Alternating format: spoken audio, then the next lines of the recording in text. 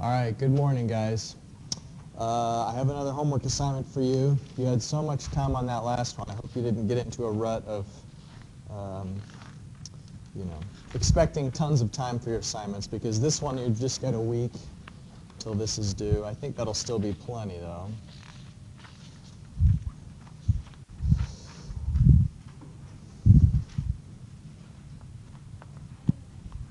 Mm-hmm.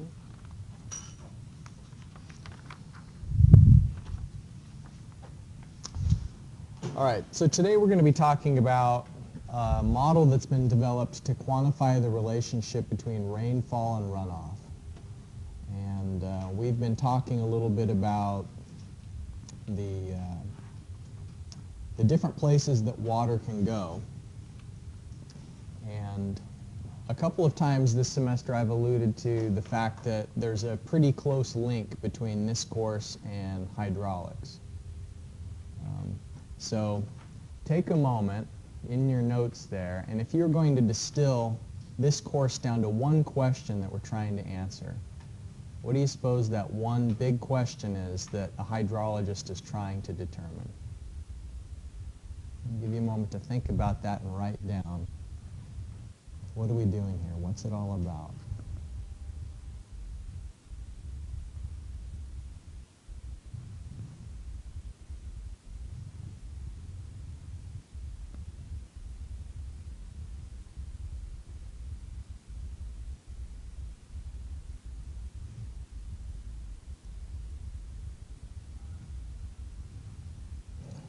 This again. It's like, why don't we just close the friggin' door? Jesus.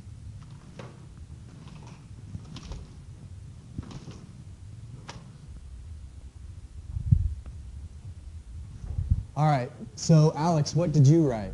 Still writing? Do you need an? Like 2 more. Yeah. All right. Take a few more seconds then. We'll start with Yeah. Okay. So it better be good. You're making us wait. It better be amazing. I'll just attempt it. You're going to go for it? All right. I feel like it's more than this, but mitigating the effects of potential flood damage or flood control or storm control. We definitely want to... With words. I feel like I've had enough technical classes. Your words part of your brain is going down. The numbers part of your brain is going up. All right, so mitigating flood damage, that's good. But that's not a question. Oh, it's the big questions. Yeah. I think we should start elsewhere. All right, Lance, what did you write down? How water affects the environment and Okay. how it works. Good. How water affects the environment and how it works. Sure. Yeah. That's as good as any. Miranda, what did you write? How can we quantify and safely use precipitation to meet engineering and public needs?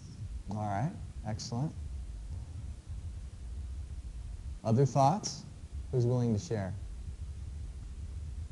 I just put QNet question mark, QNet. Question. What do you mean by QNet? like the effective runoff. All right. There's data on All right.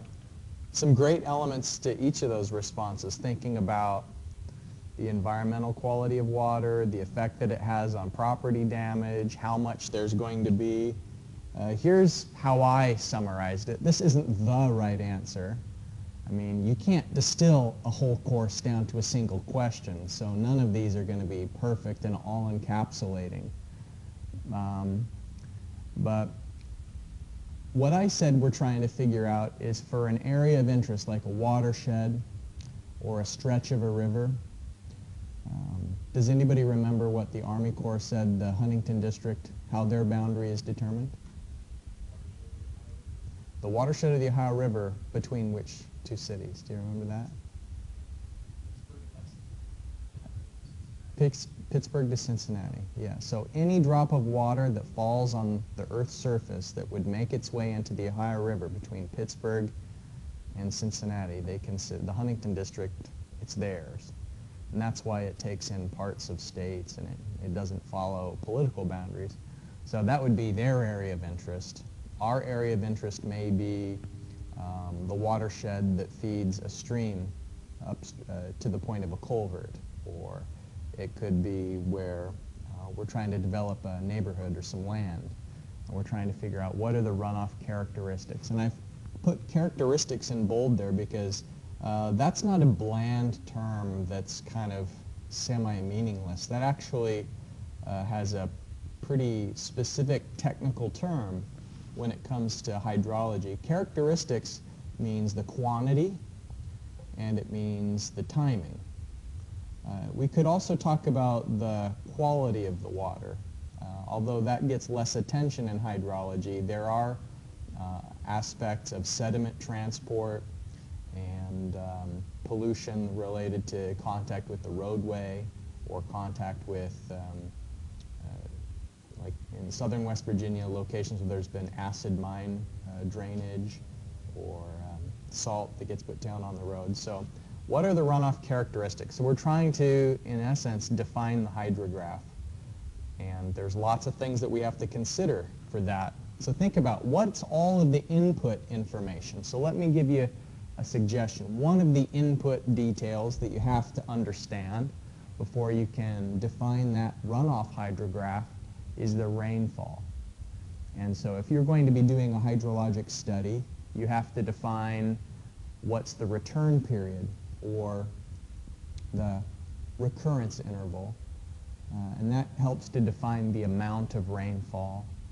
You want to know the timing of it. And so temporal distribution, remember we talked about type 2, which is where we're at, type 1A, which is coastal, certain areas that are in the Gulf area or under the influence of Atlantic hurricanes have different precipitation patterns than we do.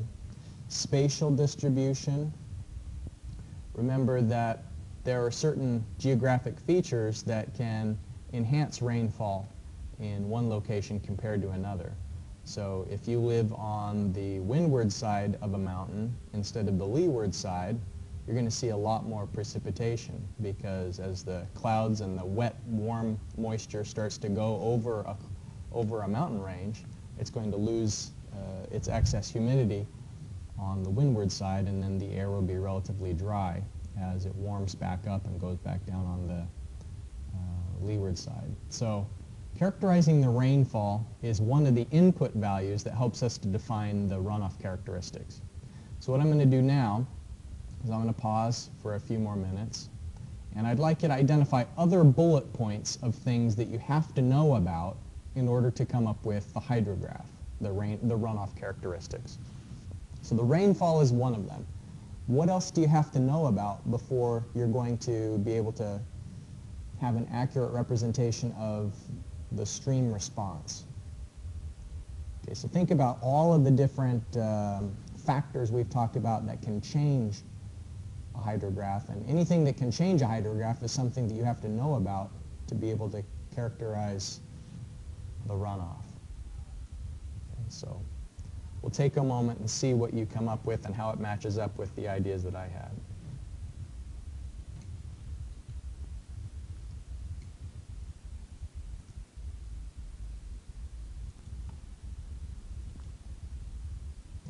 All right, so I said you need to know about the rainfall to be able to define the runoff characteristics. What else do you need to know about to be able to come up with that hydrograph?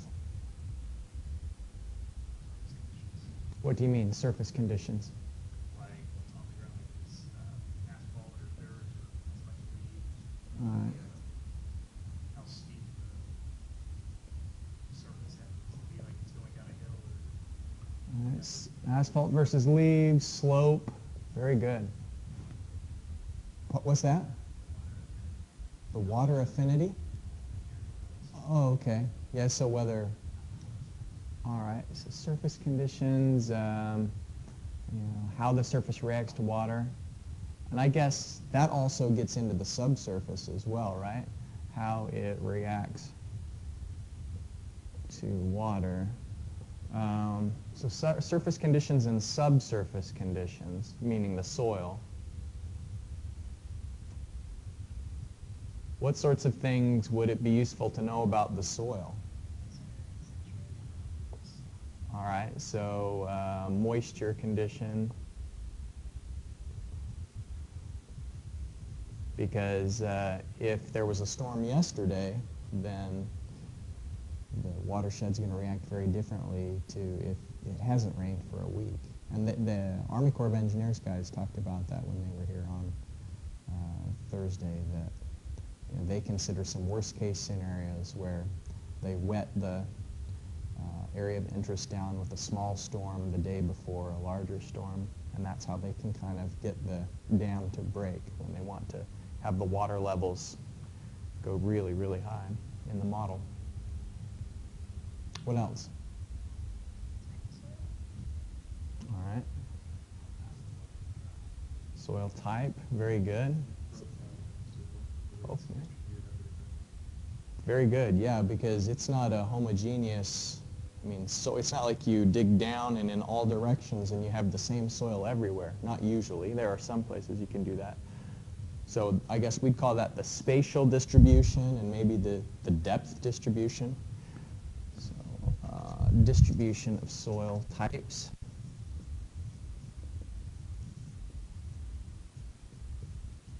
Out where I live, it's mostly rock and clay. That's about all you get. Are there other things you thought of that are going to affect the runoff characteristics? Interception? All right. So specifically what? What do you mean?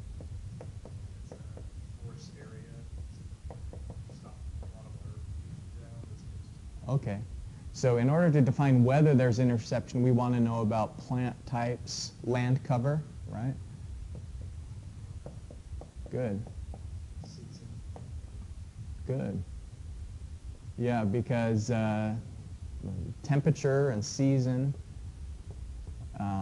if it's below 32, then our precipitation is going to be not as rainfall, but it's going to be as snow.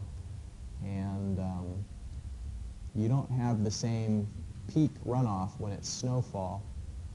Although if snow melts all at once, then you could have several different storms contributing to a stream simultaneously if it warms up really quickly. But right immediately after the precipitation event, if it's below 32 degrees and you're seeing snow or sleet, it slows things down. So you definitely want to know what season it is and what's the outside temperature. Other ideas? Watershed activities. Okay, what do you mean by that? Watershed activity?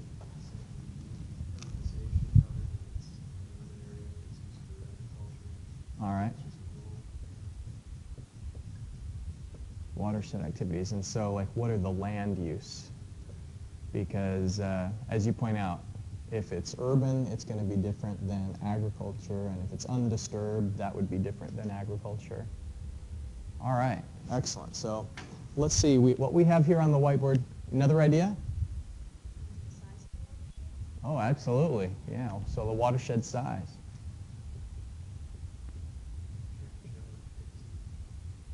All right, good. Drainage network density. Yep. Because if there are lots of streams, then the precipitation excess doesn't have to flow over the land for very long before it gets into one of those high-speed networks that allows the water to move much more quickly. All right, we've got some really good stuff here on the board. Let's see if we forgot anything. So I said abstractions. Evaporation. We didn't talk about evaporation specifically, but we did say temperature, right? And that's one of the effects that can lead to evaporation. We have to try and characterize the infiltration. So we're going to want to know about soil type and land use and antecedent moisture condition. And that information will help us to characterize the rate of infiltration. Because remember, each one of these bullet points, we could put units with that. Rainfall, we could express either as an intensity or as a depth during a storm. So I think the direction this list is going in is, all right, so there's this water falling out of the sky. Where's it going to go? And quantitatively, where is it going to go? If we say that there's a certain storm that's 4 inches depth, then a certain amount of that will be tied up as abstractions. A certain amount of that over the period of the storm will be lost due to infiltration. A certain translation has to occur between the depth and the timing of it. And the modeling allows us to characterize the hydrograph shape. And so remember, unit hydrographs are a way of setting the timing. We can calculate the peak flow, but we sometimes also want to know what's the overall duration of the runoff event. And routing is taking into consideration how much time it takes for the moisture to move through the watershed. And there's like a delay or a lag between the precipitation and when we see the runoff. And routing is just a term that's referring to how do the basin characteristics and the stream characteristics affect the transit time. The other bullet point that I came up with is, the implications of all of this is floodplain management, which goes into the comment we had earlier about avoiding damage to property and mitigating risk, and then also sizing of hydraulic structures like bridges that go over streams and culverts that are going under roadways. So the big question of this course, this is the conceptual model I had, is here on the left side is the water and how much of it is there, and then these right bullet points are all about translating the quantities into timing, and then what does it mean. Now, one thing I want to point out for the homework assignment that I've just given you is that each one of these bullet points could be expressed, like I said before, as an intensity or as a depth. And sometimes in the homework problems in the book, it'll talk about runoff volume, but the answer will be in terms of inches. And don't let that throw you off, because all you'd need to know, if you knew the runoff depth, you could turn it into a volume by multiplying it by the watershed area. But it's pretty common to be talking about, if you have a certain number of inches of rainfall, then you'll also have a certain number of inches of abstractions, inches of infiltration, and then inches of runoff.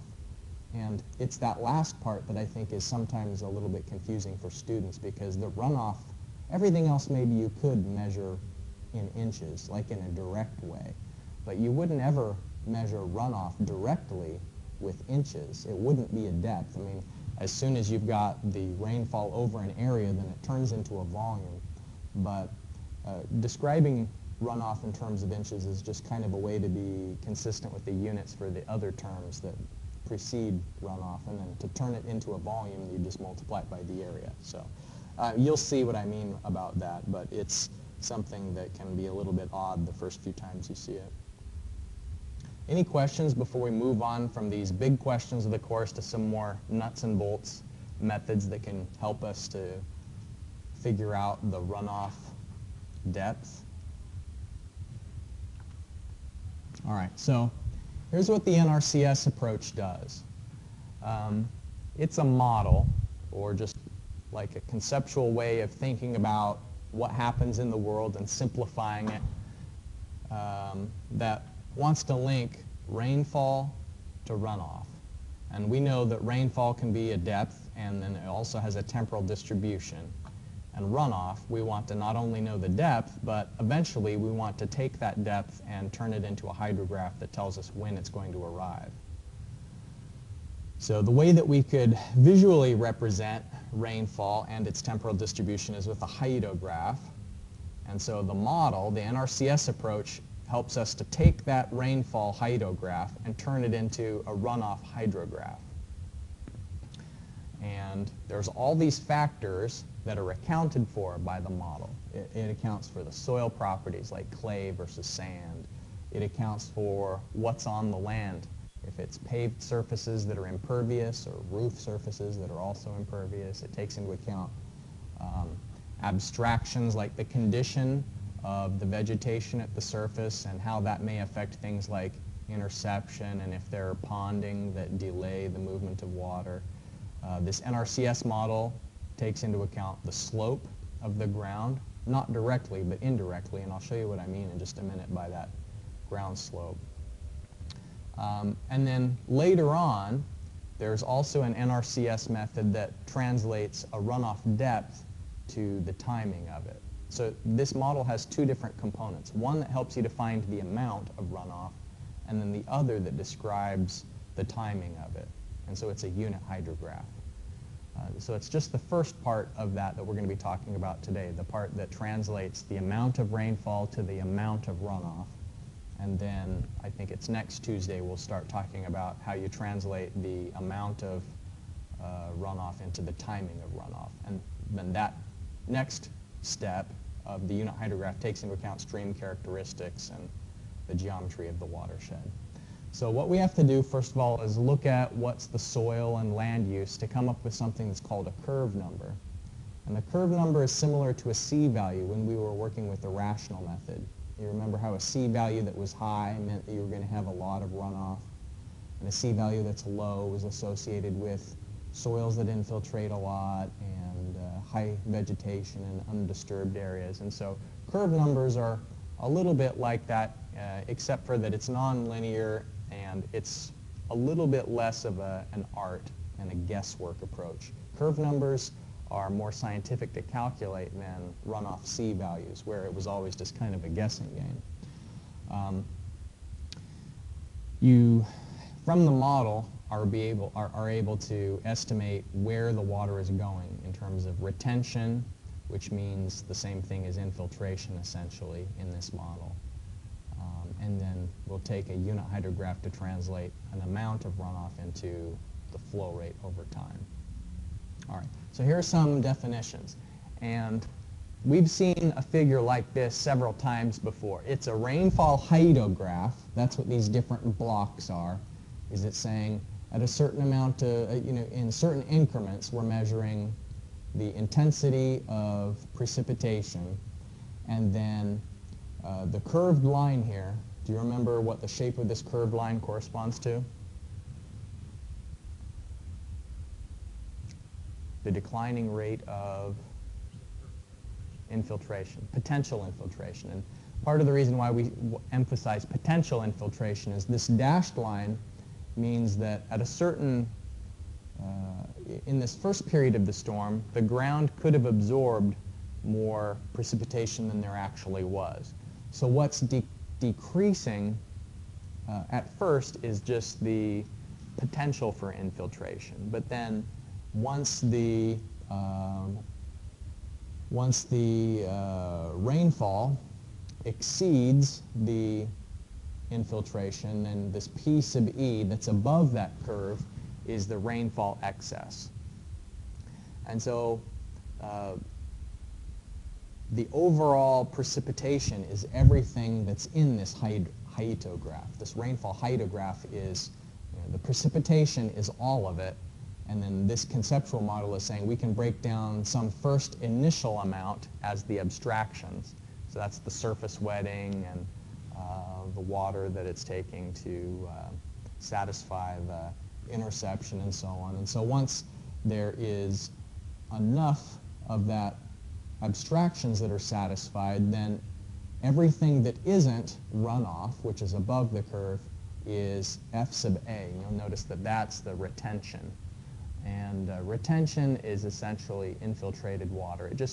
What it really means in terms of the NRCS model is it's water that's not coming out of the watershed during the period of the hydrograph.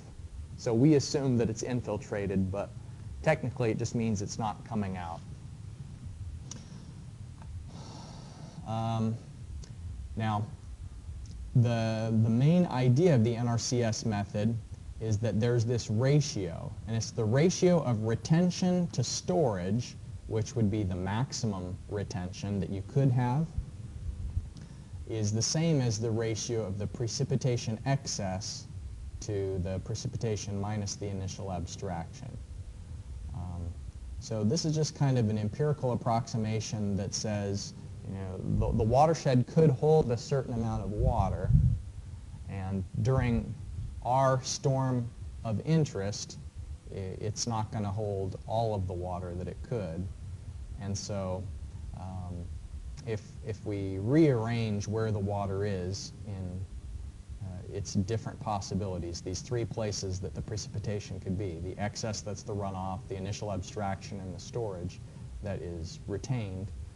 Then we can, by estimating the amount of storage, find out how much precipitation excess there is. So we make a couple of assumptions along the way, though. This initial abstraction is maybe the sloppiest of the assumptions that we have to make.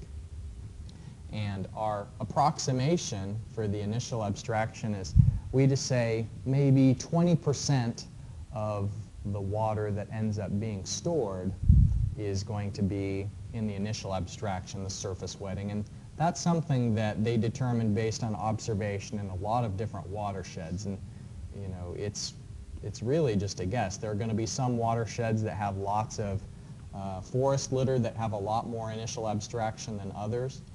But it's kind of a concession to making this whole approach easier to apply. And you may be wondering, how do you know what is the storage, the potential maximum retention in a watershed?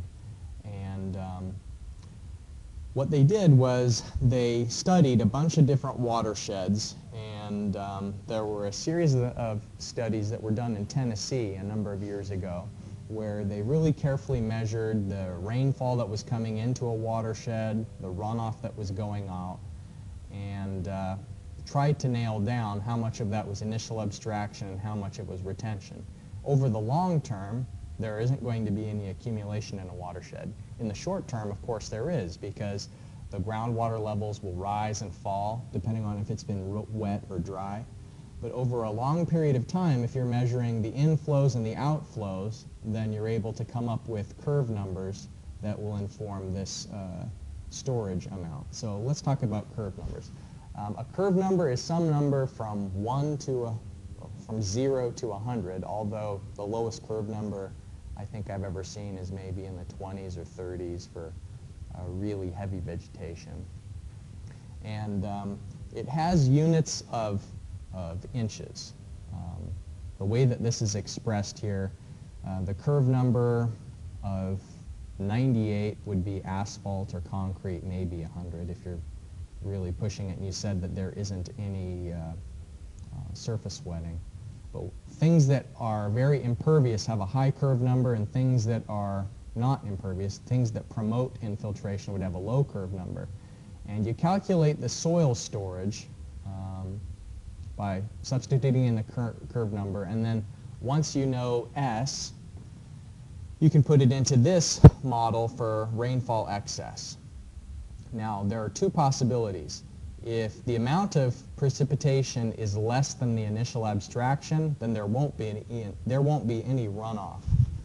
And so this case over here on the right is just saying, remember, 0.2S is the initial abstraction. So if there's not enough rainfall to satisfy the initial abstraction, then there won't be any runoff at all. But if the amount of precipitation does exceed the initial abstraction, then this is how you can calculate the rainfall excess. And so the key then to success here is picking the right curve number so that you can have an accurate S. The precipitation is direct, you know, from an IDF curve or from a precipitation study, we can say we're going to find out the response of the watershed to a certain exact amount of precipitation, but knowing exactly what to use for the soil storage these days is best accomplished using GIS. And when we start learning WMS, the nice thing is that there are government databases where you can pick any watershed in the United States and it will tell you what kind of land cover is in a certain area. So it'll use GIS data to tell you what percent of a watershed has buildings on it, what percentage of it is open water versus marshy areas versus forest, and what kind of forest. And it makes all of the guesswork kind of melt away when you can just rely on a GIS layer of soil types and land use to automatically calculate the curve number. So for now, let's just assume that we did that we had a GIS database that allowed us to determine that a certain watershed has a curve number of 70. And let's consider for that watershed two different cases. The first is that we have relatively low amount of precipitation, 0.7 inches. So we want to know what is the rainfall excess, the P sub E, if we have only 0.7 inches of rainfall, and then in the secondary case, 3.5 inches of rainfall. And this bullet point underneath that, I say, in this case, where is the water? So remember, the places it can be is the initial abstraction, it can be tied up as retention, and it can be runoff. And so of the 3.5 inches, how much of it is in each of those three categories?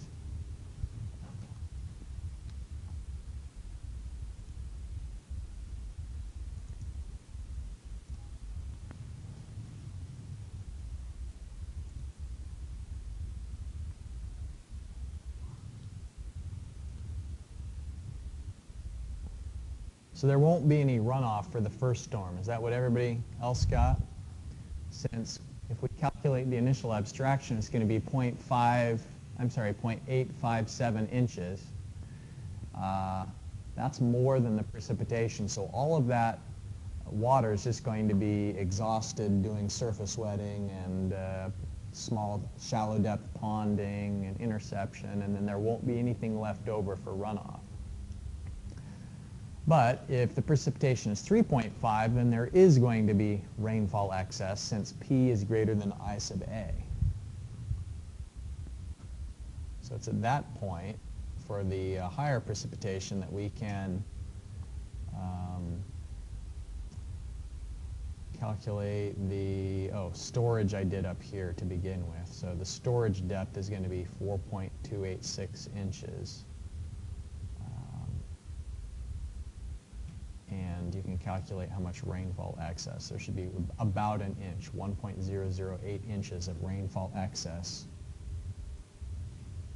And just to make sure it all adds up, because that 3.5 inches, it has to be in the three spots, the initial abstraction, the rainfall excess, and the retention. So I back calculated using this formula just to find out what is the retention, the F sub A. And so I rearranged the formula for F sub A and found out that if we have a certain amount of storage, a certain amount of rainfall excess, the precipitation depth, and the initial abstraction, then that means there's going to be 1.635 inches that's retained, mostly, remember, as infiltration. So if we add it all up, that means of the 3.5 inches of rainfall, about an inch of it is rainfall excess, about 9/10 of an inch as abstraction, and the rest of it's retention. We add it all up, it does go back into the 3.5 inches that we were originally given. So it's conserved and all accounted for.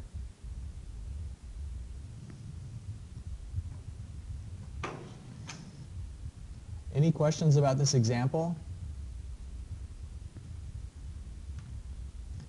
In this example, we just assumed that the curve number of 70 is what came out of some sort of a GIS calculator. Let's talk a little bit more about curve numbers. Before we do though, a tip on the homework that I just gave you for problem 3, you're sort of looking at what happens up to a certain time. And so you'll notice there that there are 3 time intervals that are given, and the rainfall amounts in between from time 0 to time 1, the amount of rainfall, time 1 to time 2. So what you're supposed to do is look at what's happening up to a certain point. And these are rainfall depths within an increment. And so at the end of hour 2, there's been a total of 4 inches of rain, because it's the 2.5 during that hour and the 1.5 from the hour before. So just an emphasis on it's the cumulative precipitation amount, and then you can rearrange the formula to find the amount of storage and the amount of water that's retained. So you can solve for the retention up to a certain time. So if everybody has that copied down, maybe I should just paste it right into the homework assignment for next time. But all right, so let's talk about the curve numbers. Soil type is divided into 4 groups. It's called hydrologic soil group. And this is data that the USGS has already classified every spot in the United States according to hydrologic soil group. And soil group A would be sandy soils that have a pretty high minimum infiltration rate.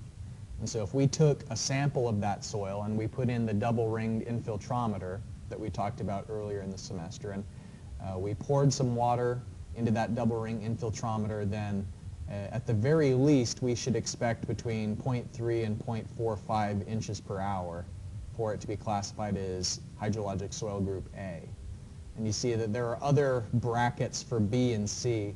Now, soil group D, if we did a test like that, there would be no infiltration because those are plastic soils or soils that are saline and they swell, and so they essentially have no infiltration value and any sort of no inherent infiltration value to the soil. And if there is any infiltration in those areas, it's because of like root penetration down through the soil itself, or spots where there is heterogeneity, I can't say it, heterogeneous soils, where it's not just all the plastic soil across the entire area.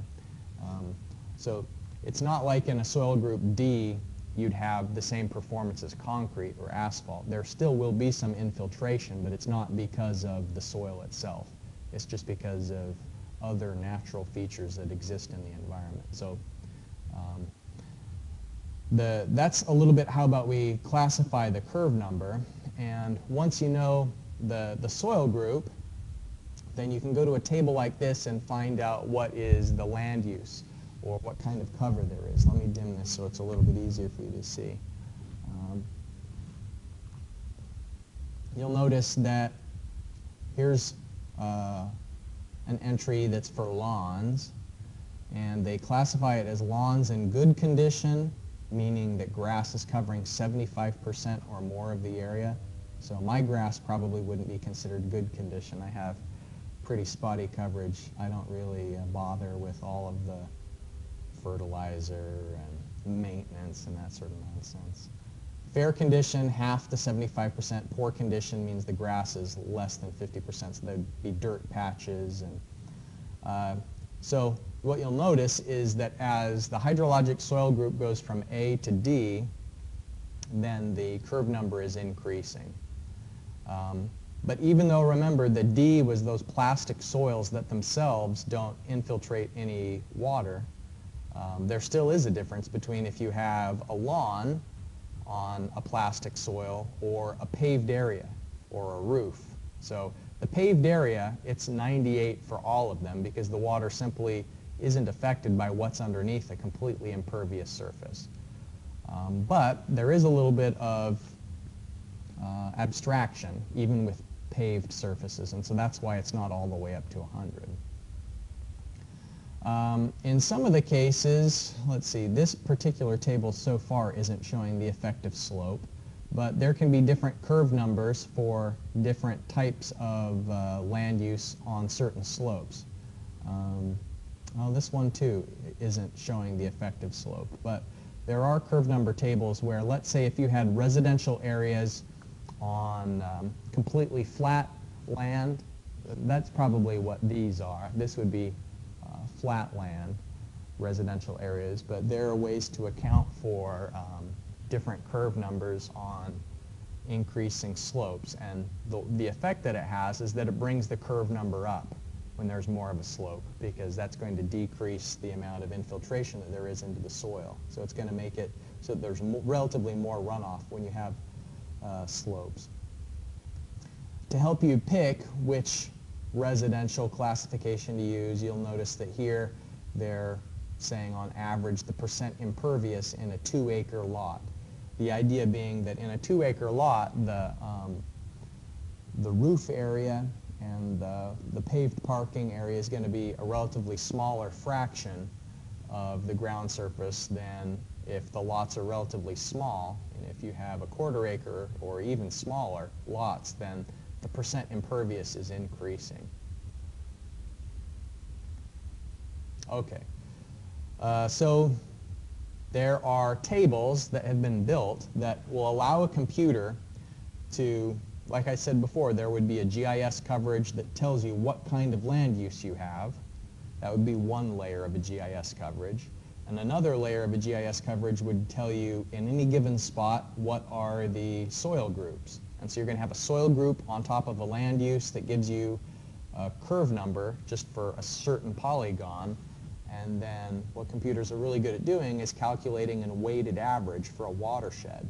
And so you'd have all these small little polygons within a watershed of different land use soil type combinations, and then you can come up with a composite curve number for the watershed as a whole. All right, we're going to leave the material there for today and continue watching An Inconvenient Truth. So hopefully you've got your notes from last time that you can continue taking.